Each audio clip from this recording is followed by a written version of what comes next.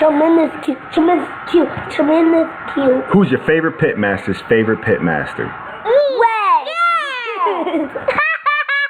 Hey, what's going on, Tremendous Cute fans? It's your boy here, Wade Morris, owner of Pitmaster Tremendous Cute, and today we got another quick video for you. So today I'm going to be cooking up beef ribs, all right? One of my hands down favorite proteins. These things are like dinosaur bones, right? It's the size of your freaking arm, basically. So I love watching people eat these things because there's pretty much no dull way to do it. It's always fun and it's always a good time. So we're keeping it simple. I'm going to be cooking them up the same way that I do my brisket: a little salt, a little pepper, a little patience. Get on the charbroil out in the back, take it off after a couple hours, wrap it up, then finish it off and bring it inside for some goodies. All right, so let's go check it out. All right, so we got the dinosaur bones. So these things are huge. As you can see, I'm gonna basically pick them up, turn them around a little bit, and let you see the bones, the size of them. That's the wide end.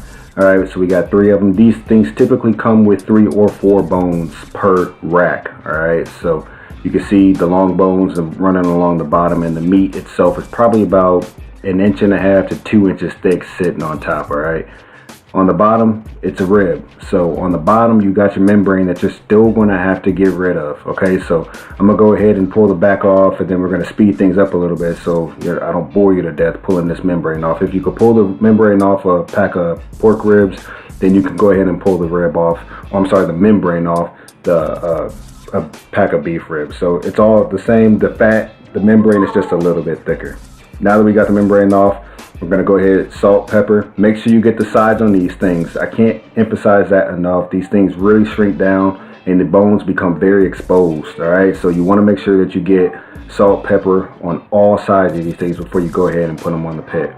As usual, we're gonna go ahead and put these on probably the opposite end of our firebox, the opposite end of our pit as the firebox, so we don't burn things up. And you put the wide end of the bone towards the firebox, and the reason is because that's the end that's thicker. All right, so you want the thinner end away from the firebox and the thicker end pointing towards the firebox to kind of help protect it and make sure that the rack cooks evenly. So now after about maybe 3.5 hours, I don't remember exactly how long, but after a few hours, we're gonna go ahead and get these things wrapped up. Well, before we do, come on, I mean, look at that. These things are beautiful. As you can see, the meat started pulling back off the bones, and you can see the thin end on the opposite side of the firebox in the nice slow motion. These things are moist. The meat's pulling back, the bones are being exposed, and we're gonna go ahead and get them wrapped up because we got enough smoke in these things. Now we just need to go ahead and let the cook get finished. All right, so we'll go pull our butcher paper, then we'll get this wrap thrown on the paper, get them wrapped up, and then throw them back on the pit. I wrap them with butcher paper, not foil. Same thing with my brisket. I like the flavor profile that the paper offers. It allows the meat to breathe, and it kind of avoids that roast beef flavor. All right. So after I'm wrapped up, we got them on the pit for a few more. I think it was about another 1.5 to 2 hours, and then we're going to go ahead and pull them off and bring them inside. All right. And now that we're inside, let's go ahead and get these things unwrapped. So probably my favorite part anytime that I'm cooking. It's probably the reason I love cooking beef products more so than virtually anything else, is because I just love unwrapping this paper, man.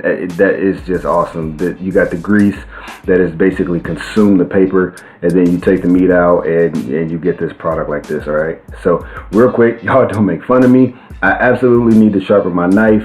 This thing is definitely going to get butchered as I'm trying to pull these bones apart. All right, but as you can see, these bones are meaty, they are thick, they are juicy, and if I can manage to cut through all the way through the meat, all right, the bark on the outside of this thing, I think I'll go ahead and use my finger to just finish it off.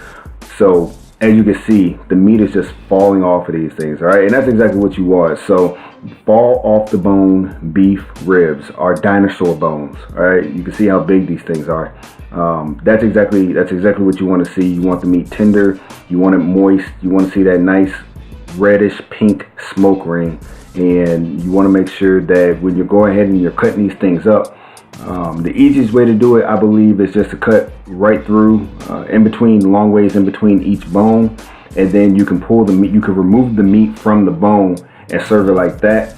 Or if you know somebody is going to eat an entire bone, worth of meat, then you can just go ahead and serve them the entire bone with the meat attached to it. All right, so for me, this and the family, I'm gonna go ahead and cut all 3, and we're just gonna divvy these up, and we're gonna let everybody kind of just basically pick at it. I'm not gonna actually cut the meat in half once I got the bones off like I would normally do if I was serving the family. We're just gonna let these guys go ahead and dig at it, and they can take the little meat that they want to. So, but before we do this, I gotta show you guys the money shot. All right, picking one of these things up, and then so you can see that moisture, that juice, that fat. That's the goodness right there. Check that out. Check that out. Oh boy, I want to see that again. How about you? Yeah, let's rewind that and see that again. That's what it is right there. That's what it's all about. Breaking down that collagen so that it can lubricate the meat and keep your meat moist. All right, so I'll go ahead and show you guys one more bone right before we wrap up the video. Again, I want to thank you guys for watching. We absolutely appreciate it. We love you guys here on Tremendous Q. Be sure to hit the thumbs up button, subscribe, and don't forget to check us out on Instagram and Facebook as well. All right, shut up and smoke, and we'll see you in the next video here on Tremendous Q's cooking channel.